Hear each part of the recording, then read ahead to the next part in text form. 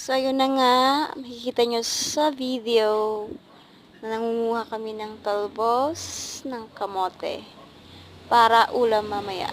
Dalaga namin siya, tapos we're adding some of sibuyas and kamatis and toyo, syempre, di mawawala.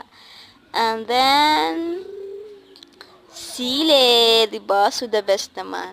Pag ganyang ulam, gaganahan ka talagang kumain. Samahan na natin ng fish fried. Pritong isda. Sarap talaga niyan.